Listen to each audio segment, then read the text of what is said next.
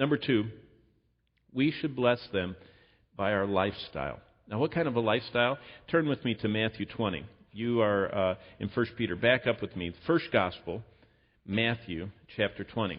Because this is the lifestyle that God commends for dads. Servants of God last forever. That's what Jesus tells us. Jesus reminds us, Matthew 20, starting in verse 25, that the power of servanthood is unbelievable in the life of a believer. The greatest husband is the one who is the greatest servant. The best wife is the one who is the best servant. The most wonderful children are those who have the greatest servants' hearts. And the same goes for happiest marriages and healthiest homes.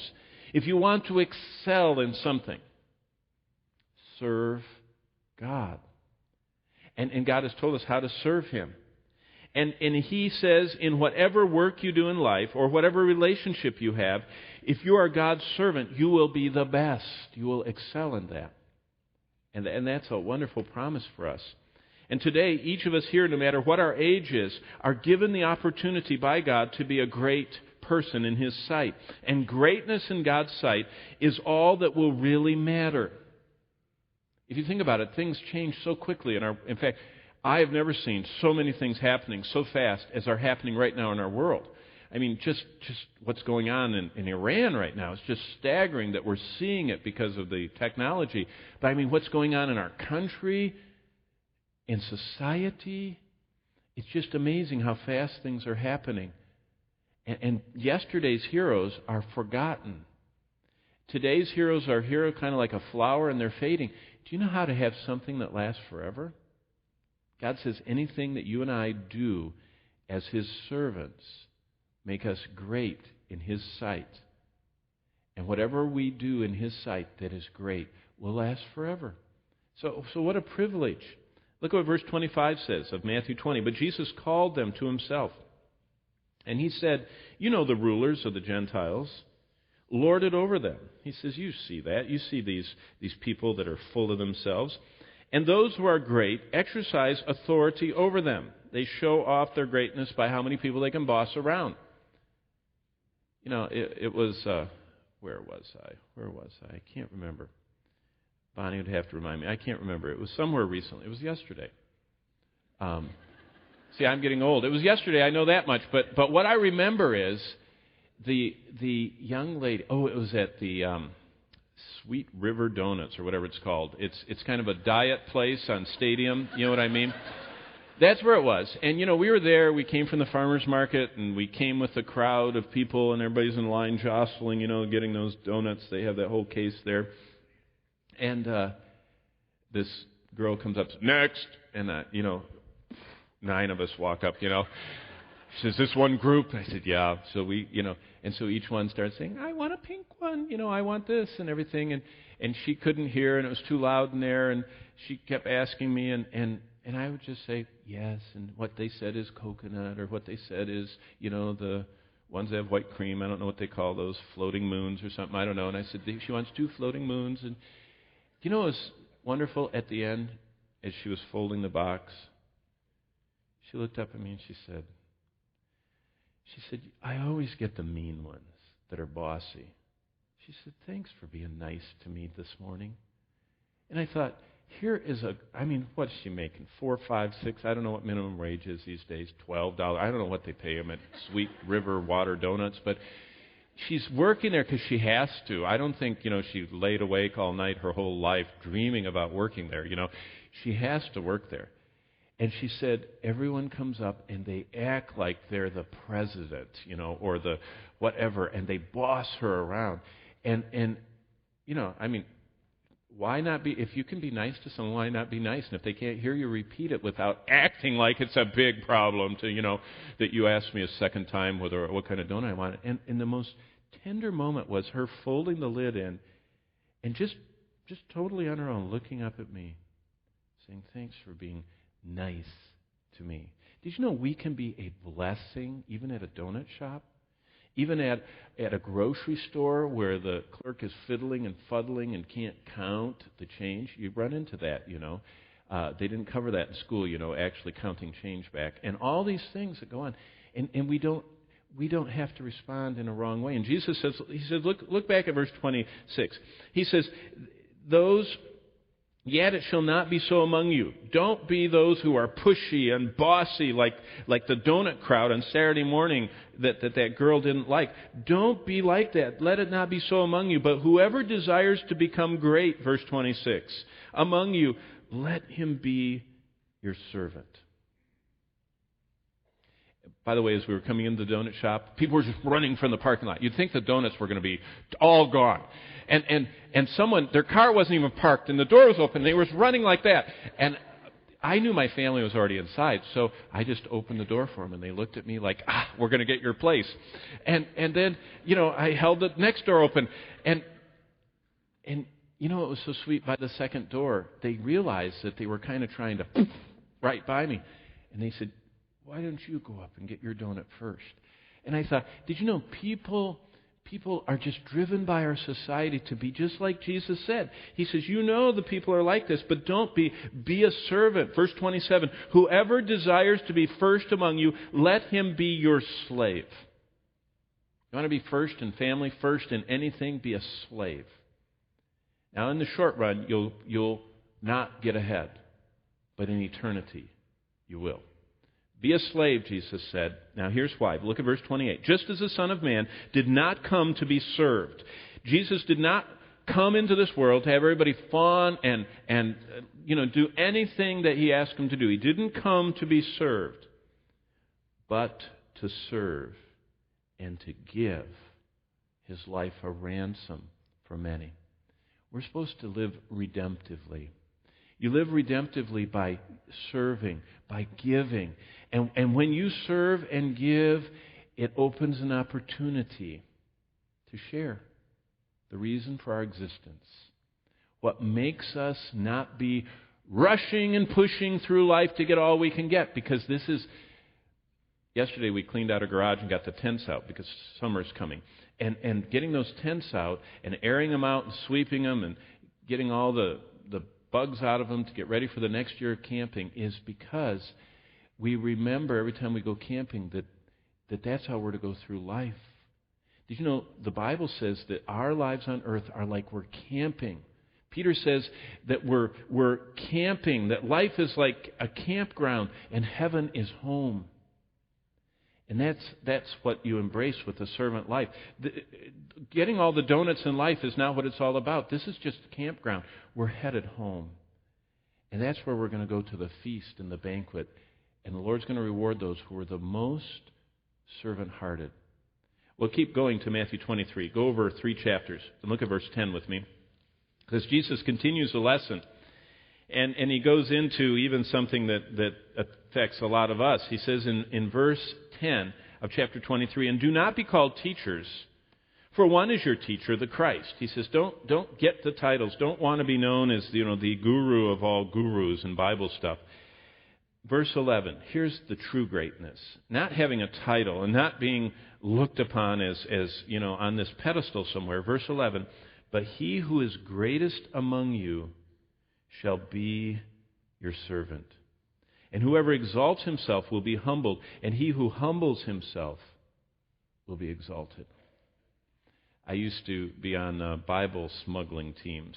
We didn't smuggle, we just took Bibles, but the people that looked for them couldn't see them, so we were called smugglers. But we used to take them into northern Africa, the Muslim countries, and we took them into the communist countries behind the Iron Curtain in Eastern Europe. But even though we were doing heroic things and risking our lives, we were still humans.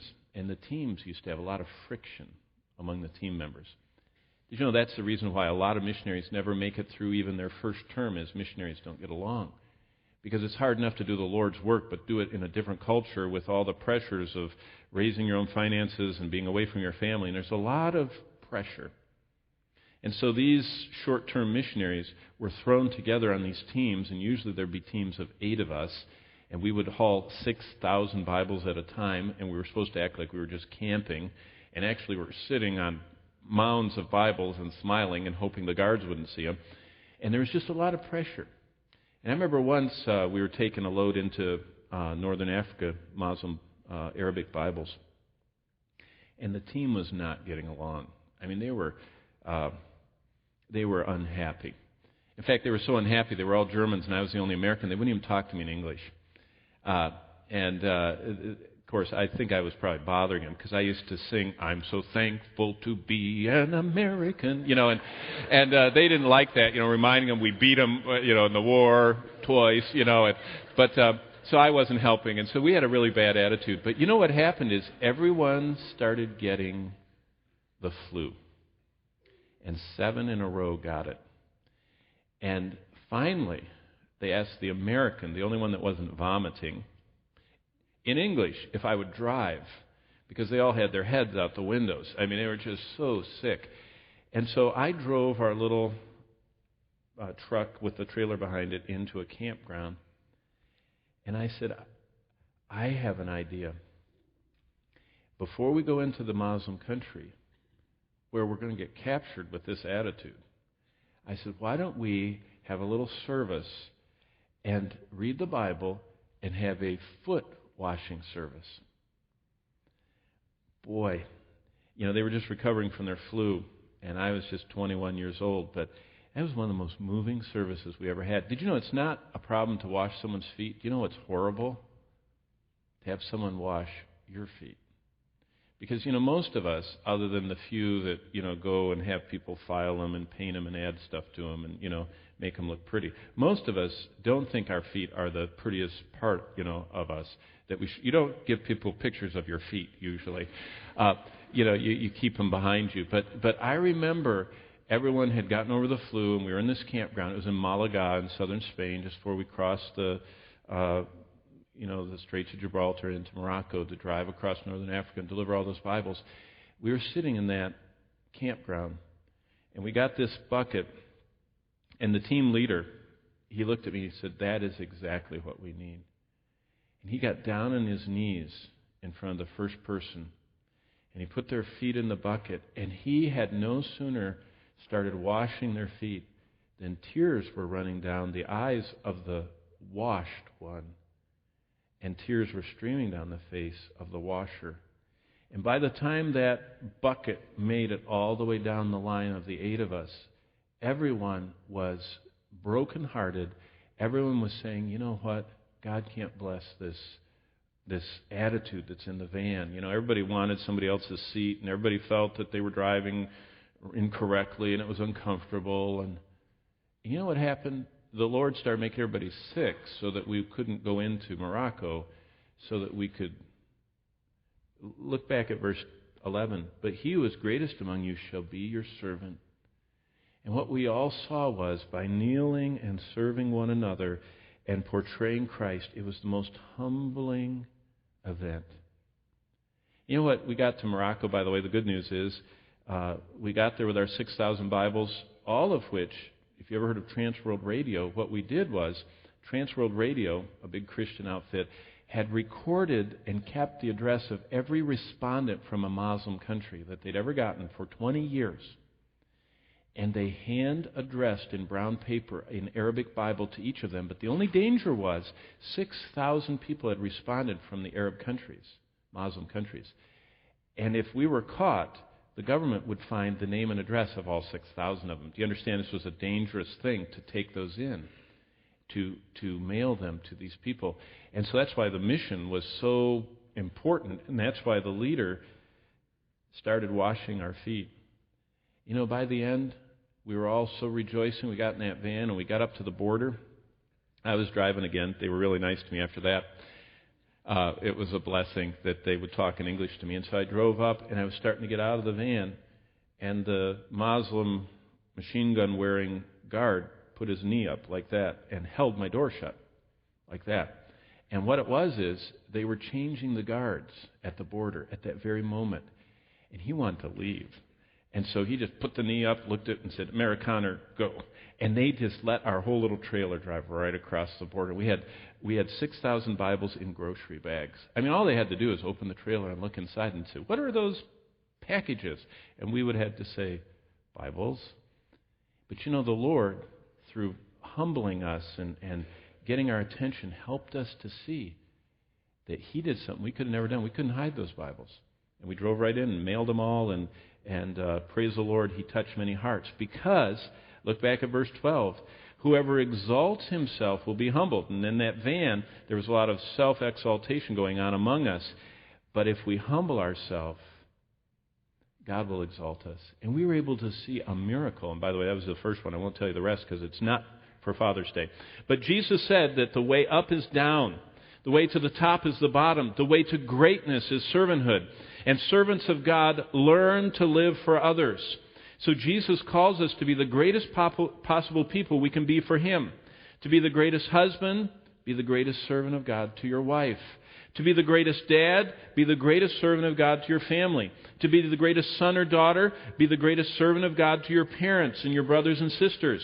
To be the greatest wife, be the greatest servant of God to your husband. And on we could go. And how do we do that? We learn from Christ's example. Look what Jesus says. He says, don't be called teachers, for one is your teacher, the Christ, verse 10. And he who is greatest among you should be your servant. And Jesus said, that's why I came. You know how Paul put it? Philippians 2. He said he humbled himself, Jesus, and took upon himself the form of a servant. And you know what Paul says? Let that mind be in each of us. So this morning, servants of God look like Christ. And the greatest thing in the entire world is serving God. So that leads us to Acts chapter 1. Okay, I told you we were going there. Let's go to Acts chapter 1 because, number one, dads, you can be a blessing by spending your time with your family. Number two, dads, you can be a great dad and husband and father by modeling a servant-hearted lifestyle.